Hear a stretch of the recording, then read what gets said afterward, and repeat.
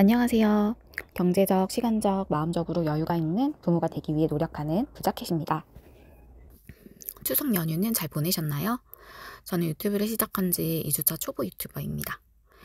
유튜브를 시작하고 지난주 참고했던 영상은 파이브님과 소금커플님 거였어요. 두 유튜버 분들이 이제 1만을 넘기셨고 1년 정도 하신 것 같더라고요. 도움이 많이 되어서 감사의 인사를 드립니다. 1주차에 긴 영상 2개와 쇼츠 2개를 올려봤어요. 결과는 감사한 구독자님 3분, 그리고 댓글 2개. 첫 영상은 조회수가 80 이상, 쇼츠는 바로 500 이상이 되더라고요. 추석 연휴를 시작하는 토요일에 2번째 긴 영상을 올렸었는데 3일이 지나도록 조회수가 8밖에 안 나왔어요.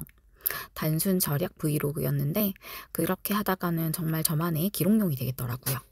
그래서 지난 추석 연휴 기간 동안 더 많은 절약 유튜버님들 것도 보고 블로그랑 인스타는 어떻게 운영해 나가시는지도 살펴봤죠.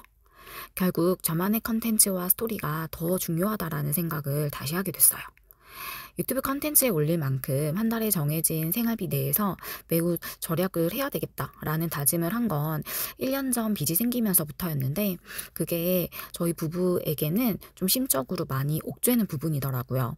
그래서 일단 저희 부부가 어느 정도 선에서 마음이 편한 기준으로 뭐 쓸 건 쓰고 아낄 건 아끼자라는 마음으로 해서 1년을 보냈었습니다. 꼼꼼히 따져보지는 않았지만 최근 1년 정도의 카드값을 체크를 해봤을 때 거의 월 250만 원 정도에서 쓰더라고요. 그래서 오늘은 제가 당장 단돈 5만 원이라도 줄이는 절약 컨텐츠보다는 연봉이 높지 않은 저희 부부가 최근 3년 동안 어떻게 서울에 집 2채를 갖게 되었는지 저희만의 스토리를 푸는 것부터 시작해 보려고 합니다. 부부 공동의 명의로 첫 집을 매매한 것은 2020년 10월 정도이고 그로부터 3년 후 작년 23년 7월 무렵에 서울에 2번째 집을 갖게 됐어요. 저희는 아직까지도 다른 절약 유튜버들처럼 가계부를 작성하지도 않고 있고요. 가고 싶을 때 여행도 다니고 먹고 싶은 것도 먹고 나름 쇼핑도 하고 있습니다. 이렇게 해서 어떻게 서울에 집 2채를 매매했으며 월세를 받게 되었는지 저희의 재테크의 시작은 어디서부터였을까요? 오늘은 크게 2가지 내용이 되더라고요. 정리를 해보면 첫 번째로는 저희가 부동산 쪽으로 재테크를 해야겠다고 생각했던 계기가 있고요. 2번째는 저희 수준에 맞는 재테크의 기준을 세운 이유에 대해서 오늘 풀어볼까 해요.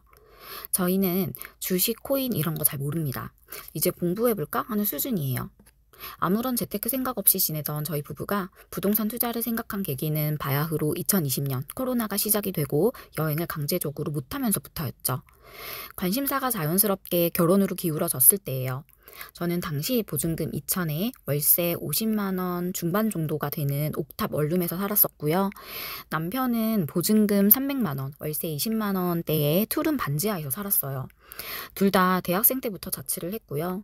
일반적인 서울살이 20대 직장인으로 많지 않은 월급의 4분의 1 이상을 월세로 내면서 살았던 시절이 무려 10년 이상이더라고요. 그러면서 신혼집을 구할 때 어느 정도 여건에서 살까 이 기준을 당시 남친과 세워봤어요. 연애를 하면서 남편이 제가 살던 곳으로 일부러 이사를 왔는데 저는 여자고 근무 시간이 길어서 퇴근 시간이 늦는 때도 많다 보니까 저희 부모님께서 무조건 안전, 역에서 나오자마자 있는 집을 추천해 주셨죠. 남편도 그 부분 때문에 제가 살던 역세권 위주 집을 찾게 됐고요. 자연스럽게 역 주변에서 데이트를 하고 생활을 하다 보니 이 지역이 편하고 우리가 살기에는 괜찮다는 기준 하나가 세워졌죠.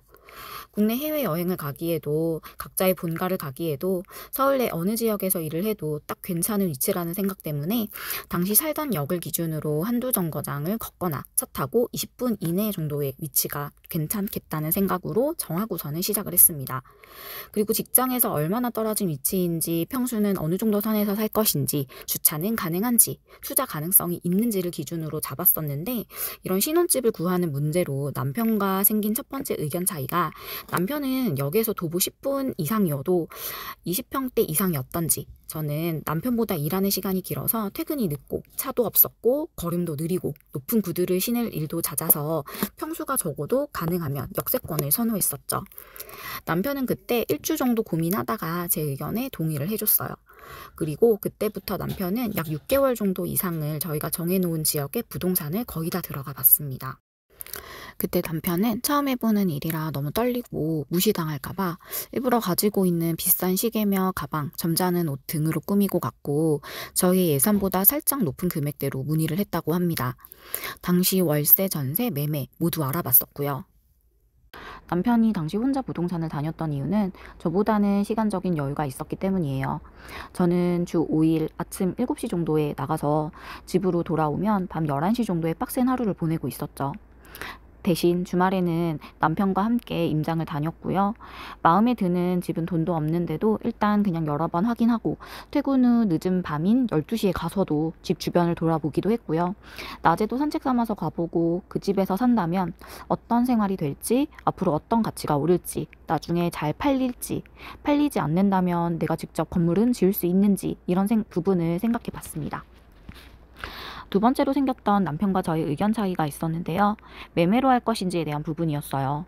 남편의 의견은 처음에는 전세로 구하고 계속 청약을 넣자라는 것이었고, 제 생각엔 청약이 된다 한들 서울 내 아파트는 우리에게 구름의 떡이니 매매가 가능하면 매매로 가자는 것이었죠.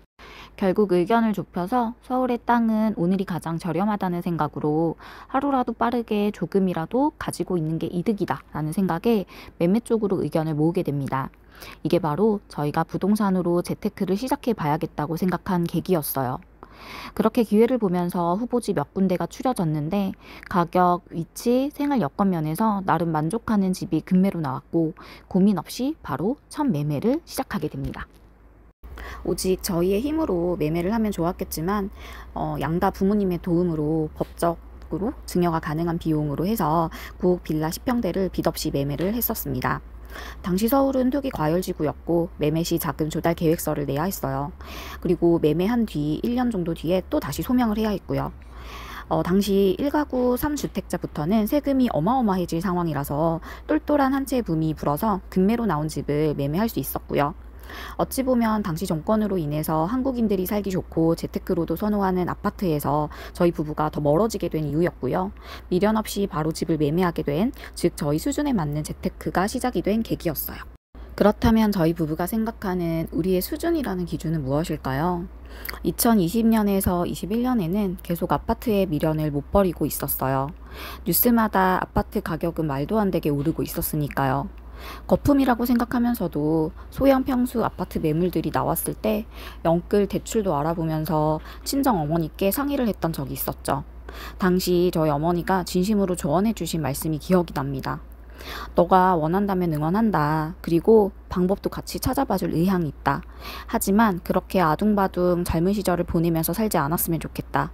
먹을 거 먹고 즐길 건 즐기는 것도 한때다.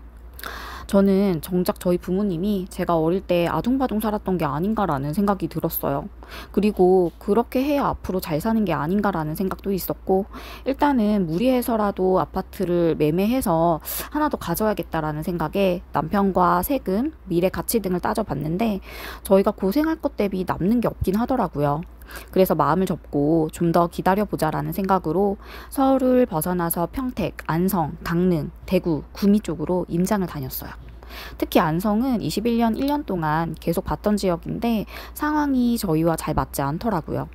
그러면서 지방을 쭉 둘러보다가 다시 결국에는 서울이구나 라는 생각에 주말마다 집 주변 임장을 계속했고, 특히 남편이 꾸준히 놓지 않고 22년에서 23년 동안 계속 둘러보던 지역을 공부하고 매물을 찾아보면서 이번에는 다가구 같은 연립주택을 매매하게 됐어요. 저희 부부가 가장 중요하게 생각하는 위치적인 부분이 가장 마음에 들더라고요. 역에서 제 걸음으로 천천히 걸어서 한 3분에서 5분 이내가 됐고요. 한 주택의 지하와 1층으로 구분이 되어 있다 보니 각각 새를 놓을 수 있었죠. 현재 살고 있는 집까지 3개의 집을 돌릴 수가 있겠구나라는 생각이 들었고, 새로 매매한 집은 1층은 전세를 끼고 지하는 월세를 받을 수 있었습니다. 무엇보다 현재 재무적인 부분에서 무리한 영끌 없이도 매매가 가능했었고요. 그리고 재개발 가능성 있는 위치라는 것도 마음에 들었는데, 물론 재개발은 로또 맞을 확률이라 되면 좋은 거고 안 된다면 어떻게 할지에 대해서 따져봤습니다.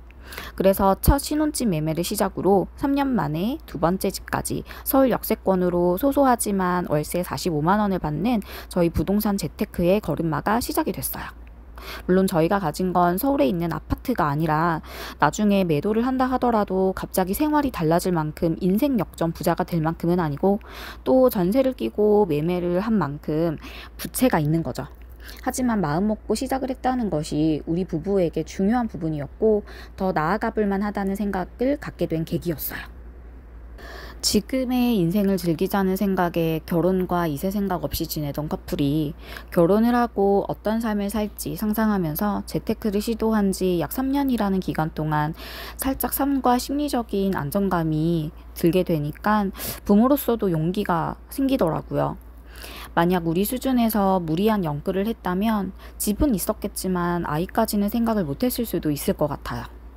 물론 현재 상황에서는 저희가 생각하는 좋은 환경에서 아이를 양육하는 게 어려울 수 있으니 앞으로 좀 더 구체적으로 노력해야 한다는 것도 알고 있고 여러 방면으로 하나씩 공부하고 실행해 볼 예정입니다. 단 저희 부부가 원하는 건 너무 돈돈거리면서 돈이 제일 우선순위가 아니라 평온한 마음, 건강한 신체, 가족의 행복, 현재의 매 순간이 결국 우리의 미래라는 것을 알기에 우리 부부에게 맞는 삶의 만족 기준을 지속적으로 찾을 예정이에요. 오늘도 긴 영상 봐주셔서 감사하고요. 모두 행복한 부자가 되셨으면 합니다.